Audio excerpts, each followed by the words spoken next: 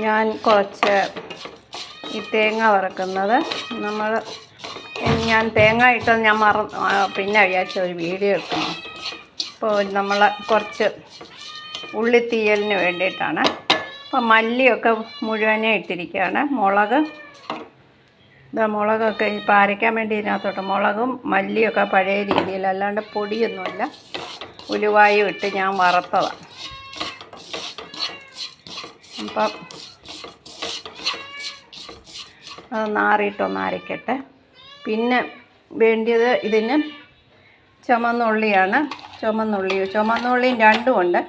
മറ്റേ ചെറിയ ഉള്ളി കുറച്ചേ ഉള്ളായിരുന്നു, ചെറിയ ഉള്ളി. അപ്പം കുറച്ചുണ്ട്, അത് അരിഞ്ഞതാണ്. അപ്പം ഉള്ളി ചെറിയ കൊച്ചുള്ളി കൊണ്ട് ഒരു തീയൽ. അപ്പോൾ അതാണിത്. അപ്പോൾ അത് നമുക്ക് ഉണ്ടാക്കാം. അടുപ്പ് കത്തിച്ച് നമുക്ക് ഉള്ളി മൂപ്പിക്കാമേ. ഉള്ളിക്ക് ഇച്ചിരി എണ്ണ കൂടുതൽ വേണം. അപ്പം നമ്മൾ 2 മുളക്, ഉണ്ട മുളകാണ്.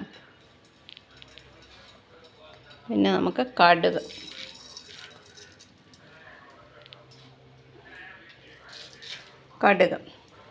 അത് പൊട്ടുമ്പോഴത്തേനും ഉലുവ നമ്മൾ ഇട്ടതാണ്.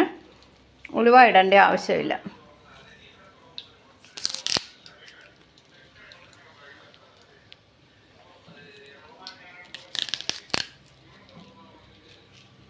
അത് പൊട്ടുമ്പോഴത്തേനും നമുക്ക് കരിവേപ്പില ഇടണം, ഉള്ളിയും വഴറ്റിയിടണം. പൊട്ടട്ടെ.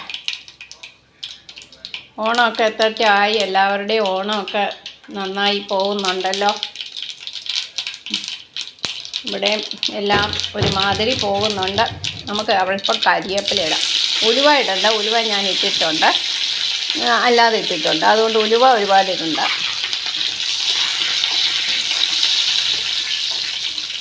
അപ്പം നമുക്കിനി ഉള്ളി ഇടാം. ചുമന്നുള്ളി,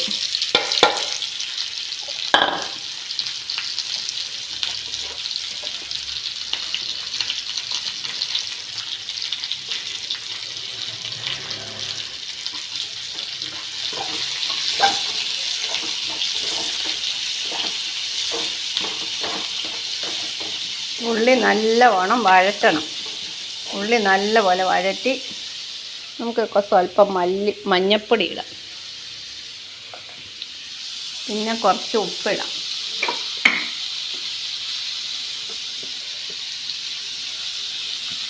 ഉപ്പിലാകുമ്പോൾ കുറച്ച് നന്നായിട്ട് വേവ് മൂത്ത് കിട്ടുമല്ലോ.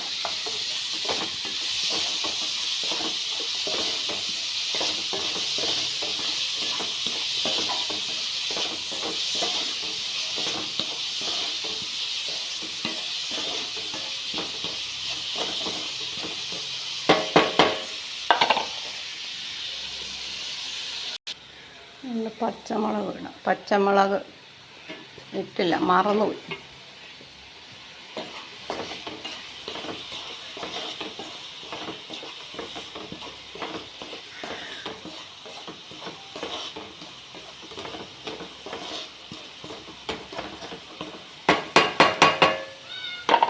മൂക്കട്ടെ.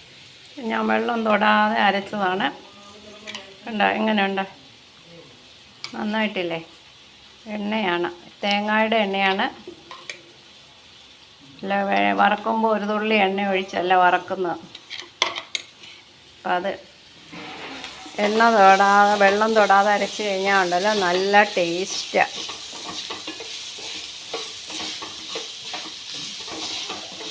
ഉള്ളി ചൂടാവണം, നല്ലപോലെ ഒന്നുകൂടെ മൊരിയണം.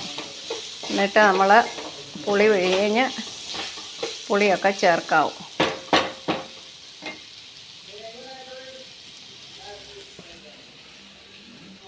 അപ്പോൾ നമ്മുടെ ഉള്ളി ഏകദേശം ആയിക്കഴിഞ്ഞു. നമുക്കിനി ഇച്ചിരി പുളി ചേർക്കാം. ഞാൻ ഇഞ്ചിക്കറിക്ക് വേണ്ടിയിട്ടുള്ള പുളിയാണ്. അപ്പം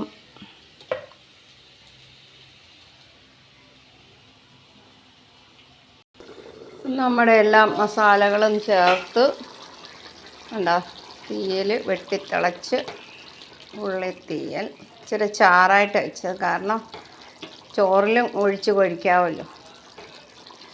നല്ല ടേസ്റ്റുണ്ട്. ഉപ്പും പുളിയും ഒക്കെ നല്ല കറക്റ്റാണ്. നല്ല ടേസ്റ്റ് ഉണ്ട്. കാരണം ചുമന്നുള്ളിയല്ലേ, ചുമന്നുള്ളിയുടെ തീയൽ ഉഗ്രനാണ്.